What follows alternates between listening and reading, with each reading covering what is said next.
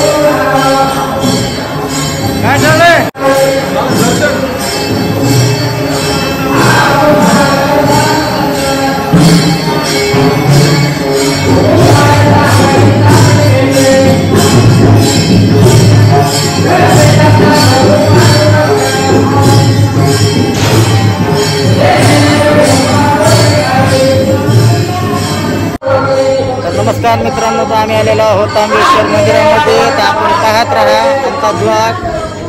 आज तांबेश्वराचं दर्शन घेऊया. आज श्रावण सोमवार दुसरा सोमवार आहे मित्रांनो. तर पाहत राहा माझा ब्लॉग. आणि आमच्या किल्ले धारूरपासून जवळच असलेलं तांबेश्वराचं जागृत देवस्थान. एक वेळ नक्की तुम्ही या महादेवाच्या मंदिरात म्हणजे महादेवाचं दर्शन घ्यायला नक्की या. खूप जागृत देवस्थान आहे तांबेश्वर. आता बीड जिल्ह्यामध्ये जागृत देवस्थान आहे, त्याची ख्याती तेवढी आता गाजलेली आहे मित्रांनो. नक्की या तांबेश्वर.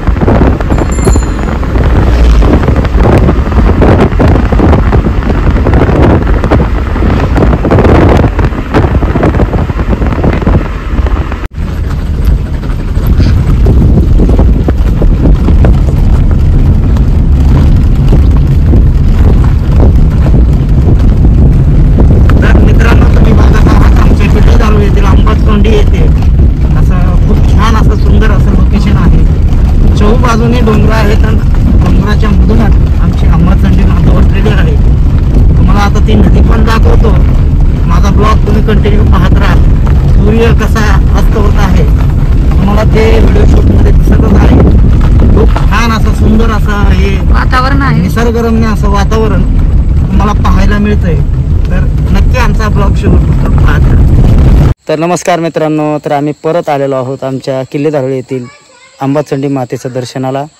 तर आपण नक्की अंबाचंडी मातेचं दर्शन या ब्लॉगमधून घेऊ शकता आणि एक वेळ नक्की आमच्या किल्ले धारोळी येथे आल्याच्या नंतर अंबाचंडी मातेचं दर्शन घ्या मित्रांनो.